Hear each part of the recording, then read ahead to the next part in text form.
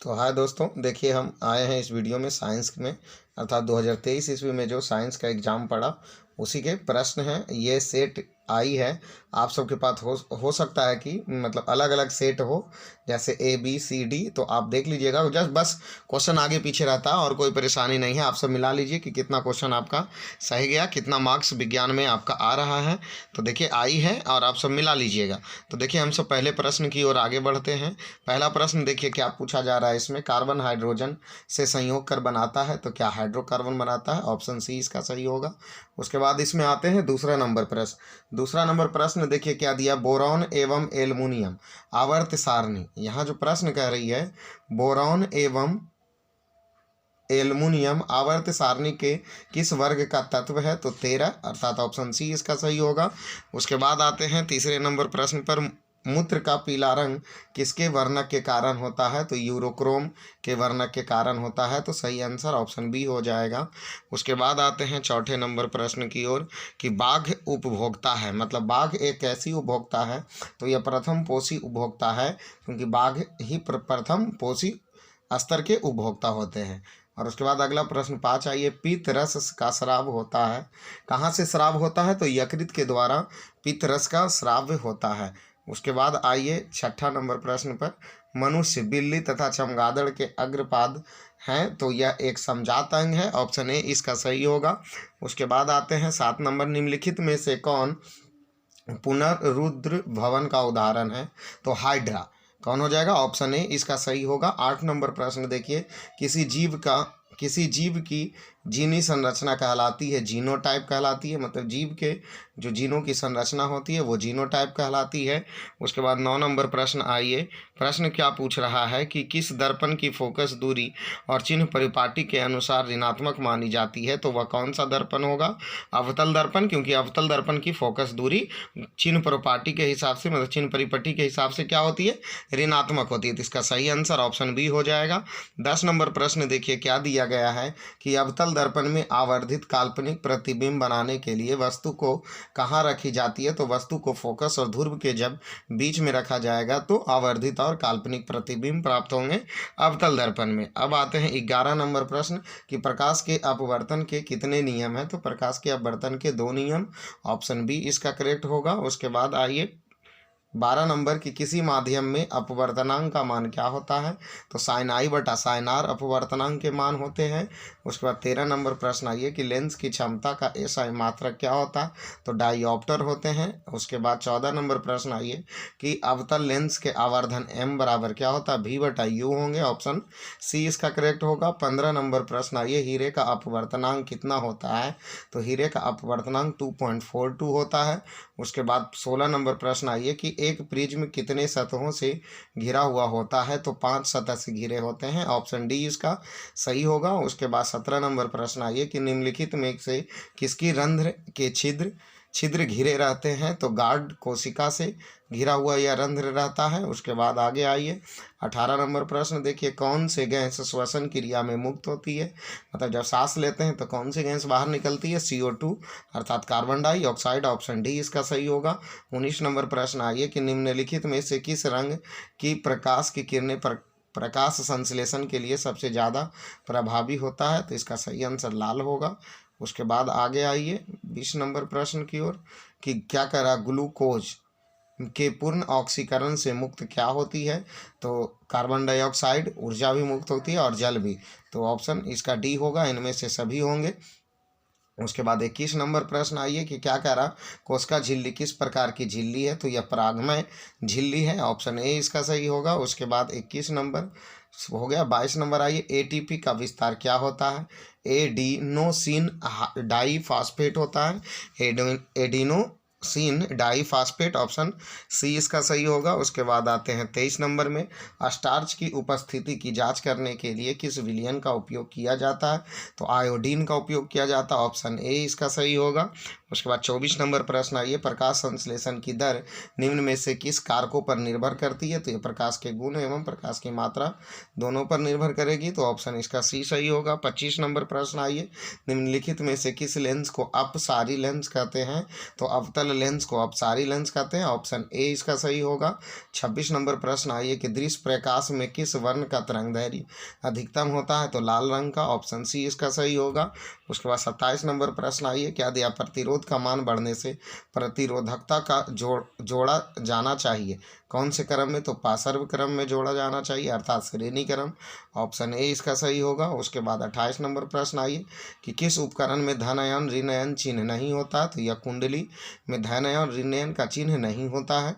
उसके बाद क्या प्रश्न कह रहा है कि एक अभिसारी किरण पुंज समतल दर्पण पर आपतित होती है तो प्रकाश पुंज की सभी किरणें अपसारी होगी, उस क्योंकि एक ही बिंदु से वो फैलेगी इसीलिए अपसरित होगी, ऑप्शन ए इसका सही होगा। उसके बाद प्रश्न आइए 30 नंबर क्या कह रहा, चुंबकीय फ्लक्स का एसआई मात्रक क्या होता है, वेबर, ऑप्शन सी सही। उसके बाद आइए 30 नंबर प्रश्न क्या कह रहा, 1 मीटर के 0 और 2 एम्पियर अंकों के बीच में 20 विभव है तो एम्पियर का अल्प प्राप्तांक क्या होगा, ऑप्शन बी इसका सही होगा, 0.1 एम्पियर सही होंगे। उसके बाद आते हैं अगले प्रश्न की ओर। अगला प्रश्न क्या कह रहा कि यदि कोई प्रतिरोध समानांतर हो तो उसका समतुल्य प्रतिरोध, ऑप्शन बी प्रत्येक प्रतिरोध से कम होंगे, ऑप्शन बी इसका सही होगा।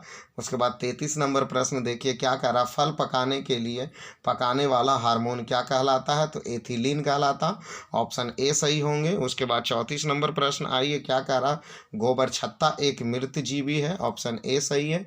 35 नंबर प्रश्न देखिए ओजोन का आणविक सूत्र O3 होता है, ऑप्शन बी इसका सही है। उसके बाद 36 नंबर प्रश्न देखिए कवक में पोषण की कौन सी विधि होती है, तो मृत जीवी होती है। उसके बाद 37 प्रश्न देखिए पारिस्थितिकी तंत्र में ऊर्जा का प्रवाह एक दिशीय में होता है, तो ऑप्शन ए इसका सही। उसके बाद आते हैं मानव हृदय में कितने कोष्ठ होते हैं, तो 4 कोष्ठ होते हैं, ऑप्शन डी इसका सही। उसके बाद आइए क्या किया जा रहा है, विकासीय दृष्टिहीन से हमारी किसकी अधिक समानता होती है, तो चिंपैंजी की, ऑप्शन ए इसका सही होगा। 40 नंबर प्रश्न देखिए दूध से दही बनाने में निम्नलिखित में से कौन सी अभिक्रिया होती है, तो किण्वन अभिक्रिया, ऑप्शन बी इसका सही होगा।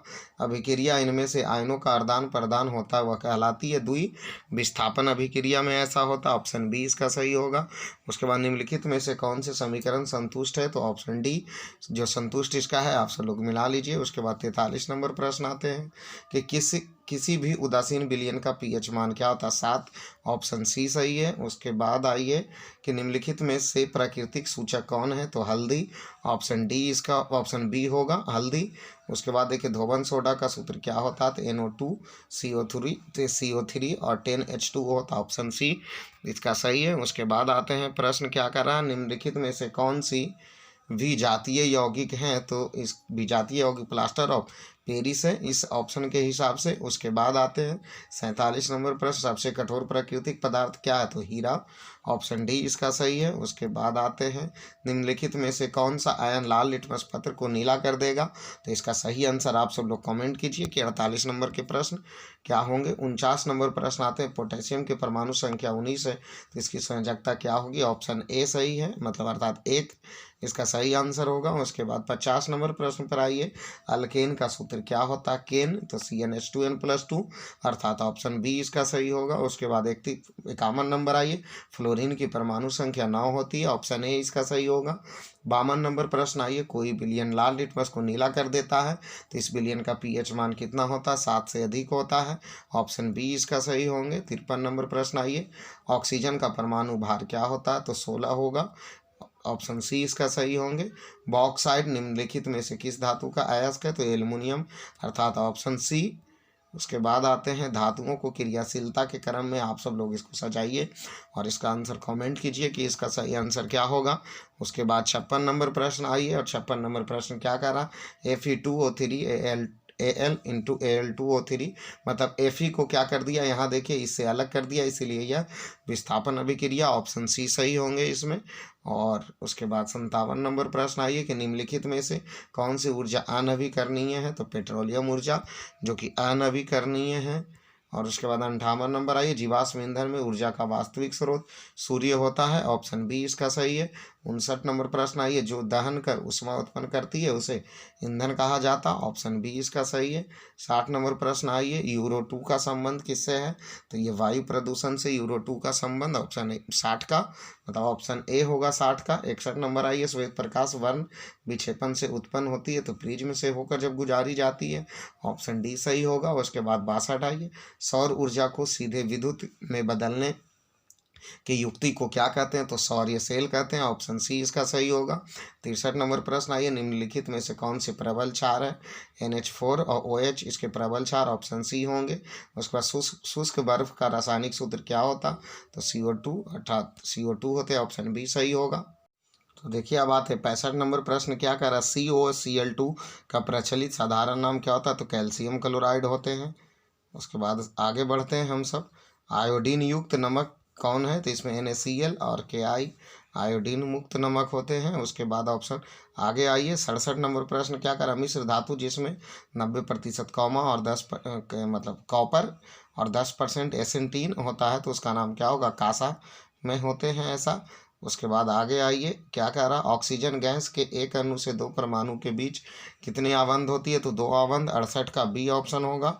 उसके बाद आइए 69 नंबर कि यशुद्ध पुष्प क्या है, तो ZnOA तो जिंक ऑक्साइड होंगे, ऑप्शन ए इसका सही होगा। 70 नंबर प्रश्न आइए, उच्च वसीय अम्ल में सोडियम लवण क्या कहलाती, तो साबुन कहलाती, ऑप्शन सी इसका सही होगा। निम्नलिखित में से कौन कार्बोनिलिक समूह के संकेत हैं, तो इसका आंसर आप सब लोग कमेंट कीजिए कि 71 नंबर के क्या होगा। उसके बाद आइए 72 नंबर प्रश्न पे आते हैं, निम्नलिखित में कार्बन यौगिक का कौन सा यौगिक एल्काइन का है, आप सभी से भी बताइए 72 का कौन सा होगा। उसके बाद 73 नंबर प्रश्न पे आइए,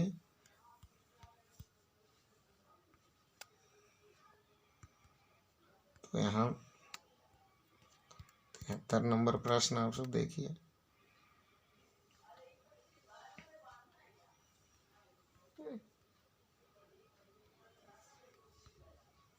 तिहत्तर नंबर प्रश्न देखिए, 73 नंबर प्रश्न क्या कह रहा है, रक्त का लाल रंग निम्नलिखित में से किस प्रोटीन की उपस्थिति के कारण होती है, तो हेमोग्लोबिन की उपस्थिति के कारण रक्त का लाल रंग होता है। उसके बाद 74 नंबर प्रश्न देखिए, क्लोरोफिल वर्णक का रंग कैसा होता है, हरा होता, ऑप्शन डी सही है।